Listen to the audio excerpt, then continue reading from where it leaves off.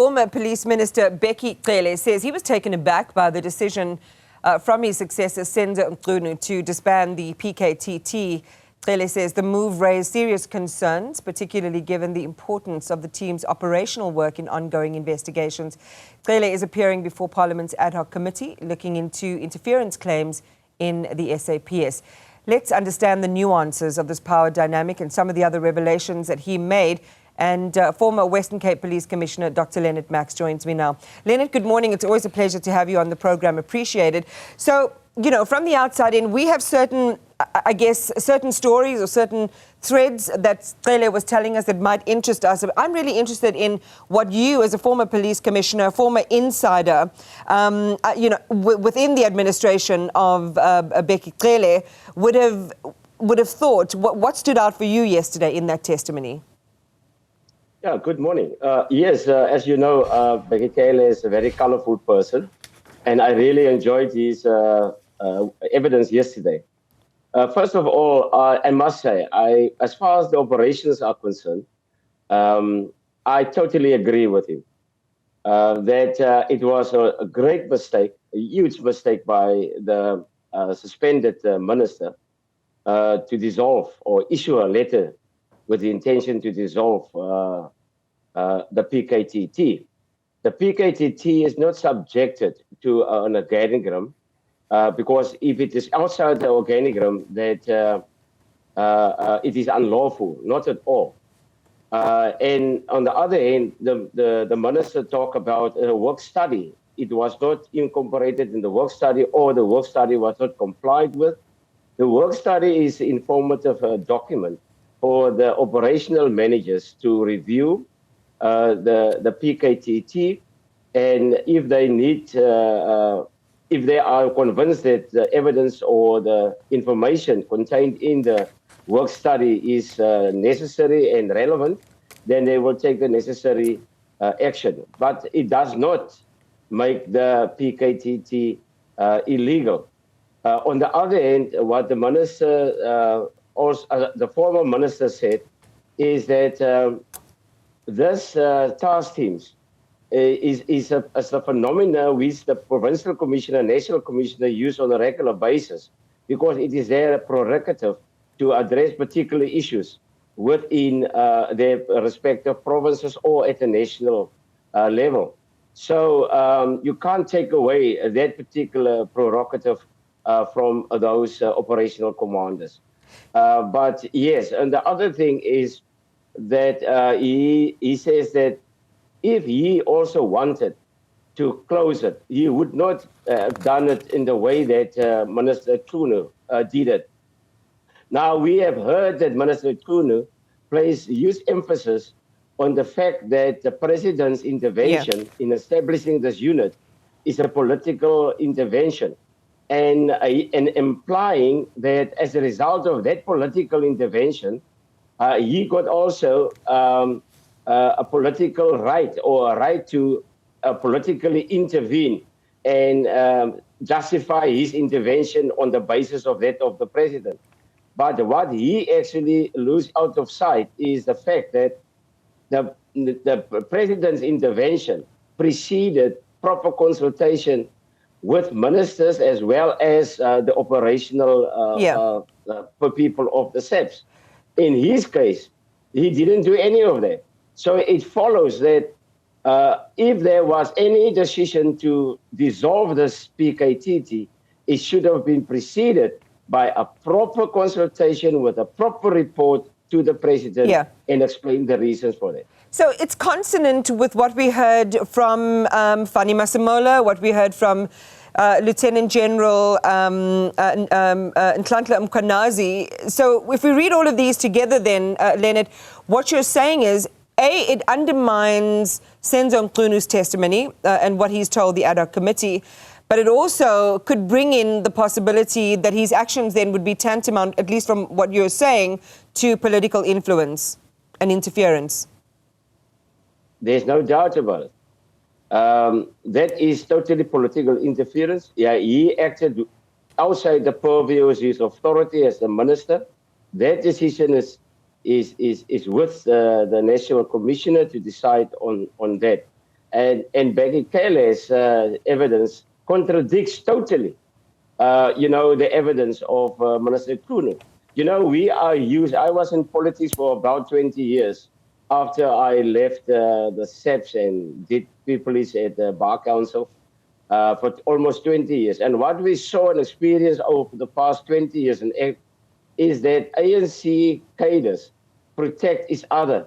But in this case, there's no indication that they are protecting Minister Mchunu.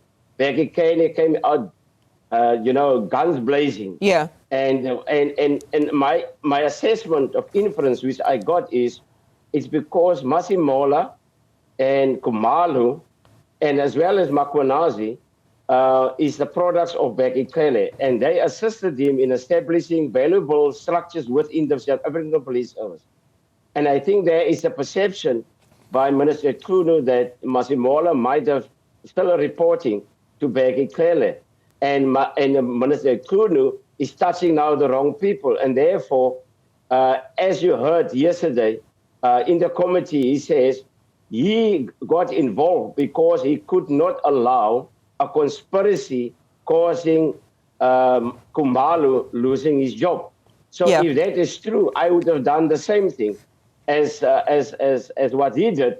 If there's a conspiracy to unlawfully conspired against somebody who doing his job, just to get him out of the way so that we can continue with our criminal activities. Yeah, I will also then participate in that fight.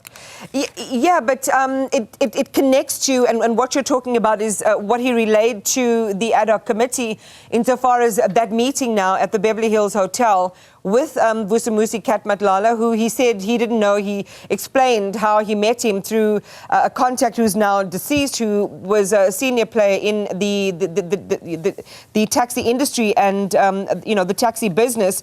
And I guess the question is, why would a minister meet someone, an alleged, a senior organized crime figure? I know that in hindsight, Matlala at that stage, wasn't linked to a drug trafficking cartel and political interference, etc. We know that now. But at the time, why would he acquiesce to a meeting with somebody who also has knowledge of internal police operations vis-a-vis this sort of planned arrest of Dumisani Khumalo?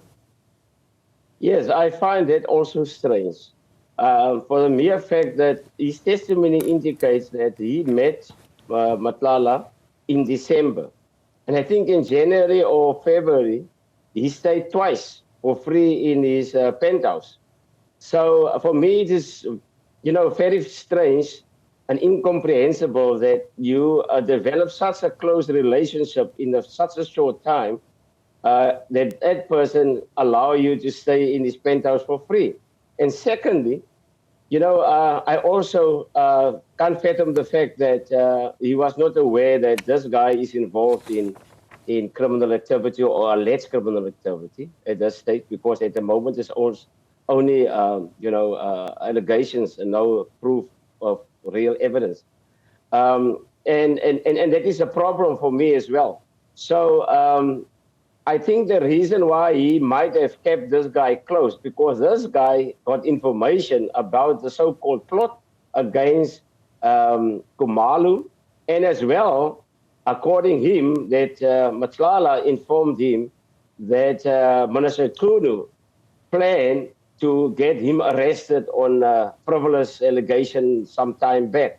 So it might be that he also keep this guy close to see how much information he could get out of him, instead of requesting the National Commissioner to appoint, to request crime intelligence to follow up on these investigations and maybe inform him as the former minister, who's actually now a subject of a plot to be arrested. Lennit, when I think about all of this, and I think about post-apartheid, when there was incorporation of the old police together with the new, the way that, in a sense, the police became militarized with all of these different, titles, generals and lieutenant generals and so on. And the dearth of proper reviews, as they should be done, to establish where we are in terms of a truly democratic policing service. What we're hearing from Mchunu, from all of these people that we've heard so far, both here and in the Midlanga Commission of Inquiry, is that the police service is not being run the way that it ought to. Disciplined, understanding of the legal precepts that give it life, how it interacts with all of the other enforcement agencies like crime intelligence and state security. People are doing their own thing. It's like, in sort of, youthful parlance, it's been run like a pup and play stand. I mean, you are so correct. You know, the problem started after General Fai was left. And the government, in the person of President Mbeki, appointed Bheki Cele, a person who didn't have any police experience, not a day training in the police college. They took him from, I think, Home Affairs and to make him the National Commissioner of Police. And Bheki Cele, I was at that time one of his 9 provincial commissioners. He is the person who dissolved most of the structures, the specialized units, the area officers, and all of those very important specialized institutions.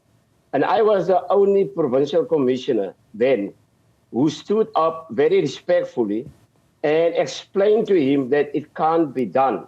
After I left, I think 3 months after I left, all those intentions of his were implemented. After him, they also appoint Ria Beyecha, a social worker, without no police experience, and as the national commissioner. We had also the problem of Marikana as a result of people interfering, don't know where their responsibilities are, without any training, taking operational decisions, and that plunder the South African Police Service. Then we also had Bheki Cele, a politician from KwaZulu-Natal, who also didn't have any police experience at the time.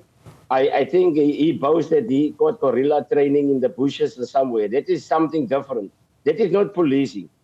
That is shoot and kill. Policing is a very specialized profession. So he didn't have anything, but in his credit, can I admit that he bring in TRT, he and certain units, the national intervention units, under his leadership. For that, I credit him. Yeah. But as a result of these appointments of people without any police experience, we plunged this South African Police Service to the level where we are today. Yeah. And I don't know why the government experiment with the South African Police Service, which is the first line of our defense of our democracy and our human rights. The National Prosecuting Authority is a secondary reactive institution. They will never appoint a teacher to head it, a social worker to head it, without the necessary relevant experience and relevant qualifications. But here, the police was the first and the most prominent entry point, the primary entry point to the criminal justice system. They experienced with people who didn't have any training.